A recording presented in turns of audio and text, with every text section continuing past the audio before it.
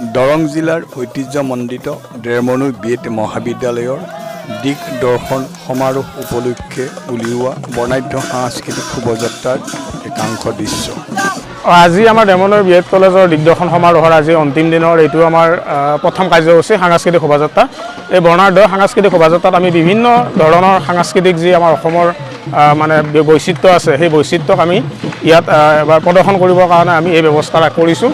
ইয়াত অসমৰ বিভিন্ন অঞ্চলৰ পৰীক্ষাৰ্থীসকলে তেওঁলোকৰ নিজৰ নিজৰ সংস্কৃতি প্ৰতিবাদ কৰি দেখুৱাইছে। গতিকে এই অনুষ্ঠানটো আমি এইকাৰণে আমি ৰূপায়ণ কৰিছোঁ যে আমাৰ বিএড যি মহাবিদ্যালয়ৰ যি বিএড কোৰ্চ আছে, সেই কোৰ্চৰ লগত আমাৰ এই অৰিয়েণ্টেশ্যন প্ৰগ্ৰেমটো এটা জড়িত প্ৰগ্ৰেম। এই প্ৰগ্ৰেমটোৰ দ্বাৰা আমি তেওঁলোকক এইটো শিকাব বিচাৰোঁ যে ইয়াৰ পিছত তেওঁলোকে স্কুলবিলাকত গৈ যেতিয়া চাকৰি কৰিব, যেতিয়া স্কুলৰ দায়িত্ব ল'ব, সেই দায়িত্ব লোৱাৰ সময়ত তেওঁলোকে এই বিষয়বিলাক কেনেকৈ স্কুলত উপস্থাপন কৰিব, কেনেকৈ তেওঁলোকে ল'ৰা ছোৱালীবিলাকৰ মাজত এই ইভেণ্টবিলাক কেনেকৈ তেওঁলোকে অনুষ্ঠিত কৰিব, সেই বিষয়ে তেওঁলোকক শিক্ষা দিয়াৰ কাৰণে আমি এই অৰিয়েণ্টেশ্যন প্ৰগ্ৰেমটো আমি আয়োজন কৰোঁ। আৰু আজি অৰিয়েণ্টেশ্যন প্ৰগ্ৰেমৰ আজি এইটো শেষ মানে আজি শেষৰ দিনৰ প্ৰথম কাৰ্যসূচী। ইয়াৰ পিছত আমাৰ মুকলি সভা, বঁটা বিতৰণী সভা আছে।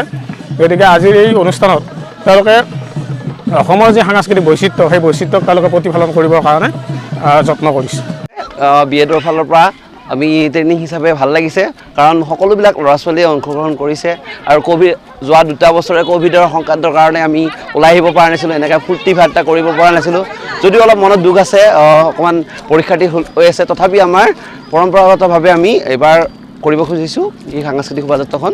গতিকে আমাৰ ভাল লাগিছে, ক'ব গ'লে ফূৰ্তি ফাৰ্তি সকলোবিলাকে ছাৰ বাইদেউহঁতেও উৎসাহিত হৈছে, কাৰণ 2 বছৰে একদম মানে একেবাৰে মন উগুল থুগুল আছিলে, কাৰণ ওলাই আহিব নোৱাৰে।